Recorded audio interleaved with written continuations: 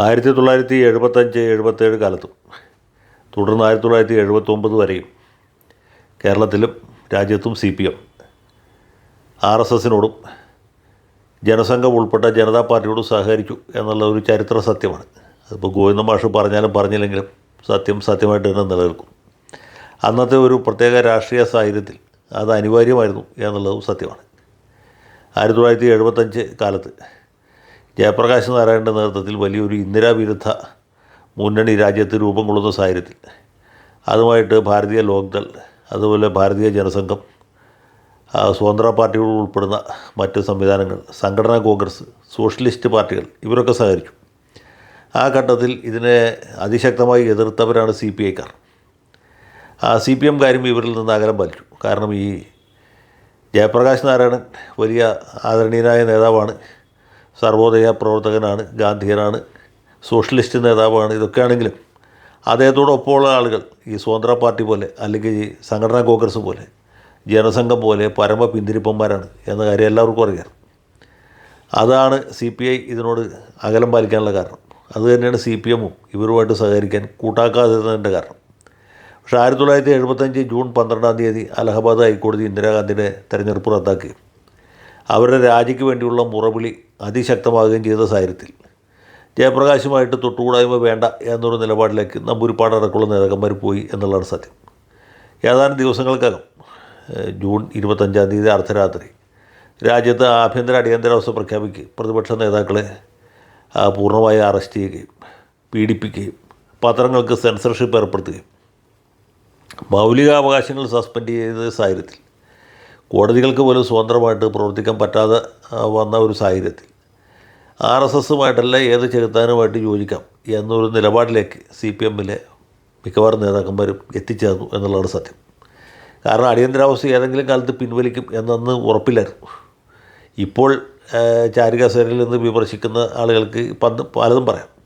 പക്ഷേ അന്നത്തെ സാഹചര്യം എന്ന് വെച്ചാൽ ഭീതിയുടെയും ഭയത്തിൻ്റെയും ആയിരുന്നു.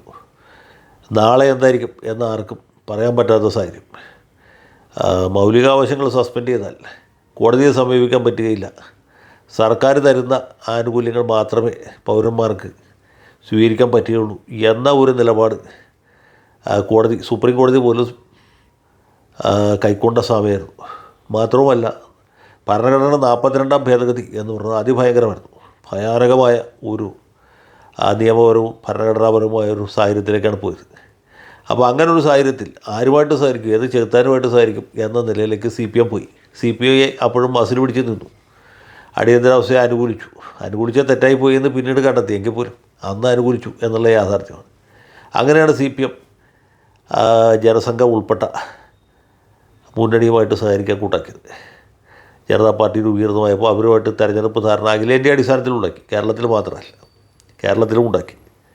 കേരളത്തിൽ ഈ മുന്നണിയിൽ CPM മാത്രമല്ല, അഖിലേന്ത്യാ മുസ്ലിം ലീഗ് ഉണ്ടായിരുന്നു. ഇപ്പോഴത്തെ നമ്മുടെ ET മുഹമ്മദ് ബഷീറും മരിച്ചുപോയ ബാവ ഹാജിയും അവരുമൊക്കെ ഇതിൻ്റെ ഭാഗമായിട്ട് പ്രവർത്തിച്ചവരാണ്.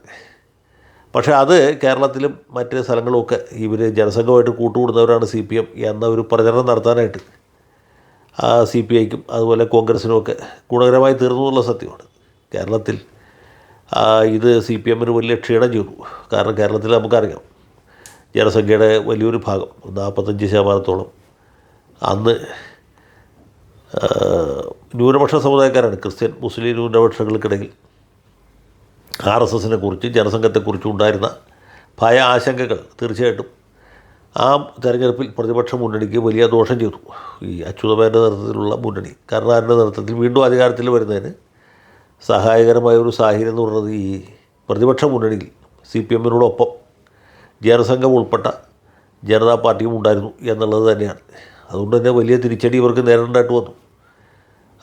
19 സീറ്റോ മറ്റോടെ ജനതാ പാർട്ടിക്ക് കൊടുത്തു. അതിൽ 3 പേർ സാക്ഷാൽ ജനസംഘക്കാരായിരുന്നു. ഒരു സീറ്റ് സുൽത്താൻ ബത്തേരിയായിരുന്നു, മറ്റേത് വണ്ടൂരായിരുന്നു, മൂന്നാമത്തേത് KG മാരാർ മത്സരിച്ച ഉദുമയായിരുന്നു. ഉദുമയിൽ മാരാർ പരാജയപ്പെട്ടു. പക്ഷേ തൊട്ടടുത്ത കൂത്തുപറമ്പ് മണ്ഡലത്തിൽ നിന്നാണ് നമ്മുടെ പിണറായി വിജയൻ ജയിച്ചത്.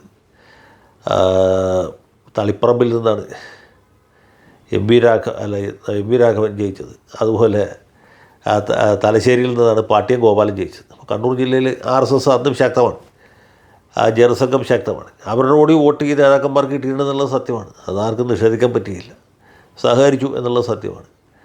ആ തെരഞ്ഞെടുപ്പിന് ശേഷവും സഹകരിച്ചു. പശ്ചിമ ബംഗാളിൽ നടന്ന തെരഞ്ഞെടുപ്പിൽ പകുതി സീറ്റാണ് കൊടുത്തത്. പകുതി സീറ്റ് CPM പകുതി സീറ്റ് ജനതാ പാർട്ടിക്കും കൊടുത്തു. പക്ഷേ നിയമസഭാ തെരഞ്ഞെടുപ്പ് പോകുമ്പോഴത്തേക്കും ജനതാ പാർട്ടിയും CPM തമ്മിൽ പശ്ചിമ ബംഗാളിൽ തെറ്റിപ്പിരിഞ്ഞു.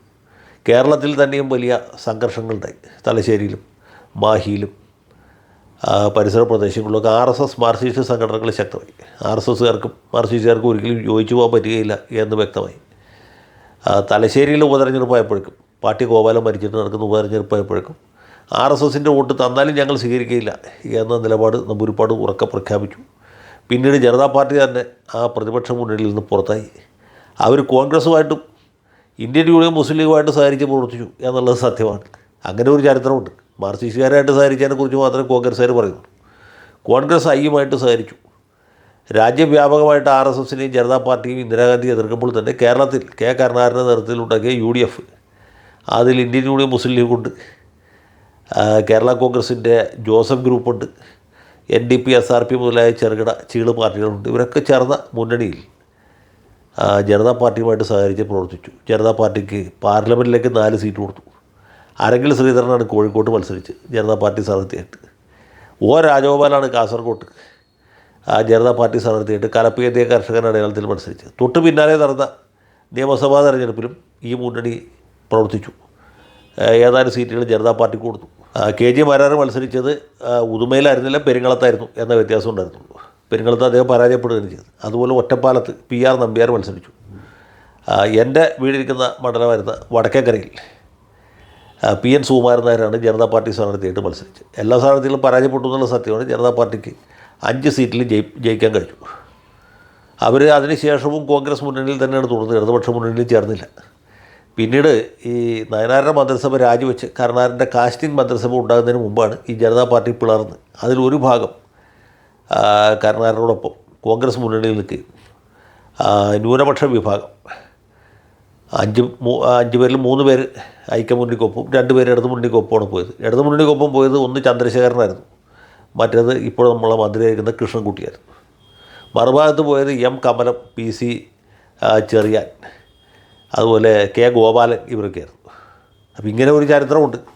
RSSൻ്റെ വോട്ട് സ്വീകരിക്കാത്ത രാഷ്ട്രീയ പാർട്ടികളൊന്നും കേരളത്തിലില്ല. ഓരോ കാലത്തും കാലാകാലങ്ങളിൽ ഇവർ മുന്നണി മാറുകയും പലരും വിഹിതമായിട്ടും അവിഹിതമായിട്ടും രഹസ്യമായിട്ടും പരസ്യമായിട്ടുമൊക്കെ RSSുമായിട്ട് സഹകരിക്കുകയും കൂട്ടുചേരി അവരുടെ വോട്ട് നേടുകയൊക്കെ ചെയ്തിട്ടുണ്ട്. അഖിലേന്ത്യാ ലീഗ് 1977-ലും യൂണിയൻ ലീഗ് 1980-ലും ഇവരുടെ വോട്ട് സ്വീകരിച്ചു എന്ന് പറഞ്ഞാൽ പിന്നെ കൂടുതൽ വിശദീകരിക്കേണ്ട ആവശ്യമില്ല.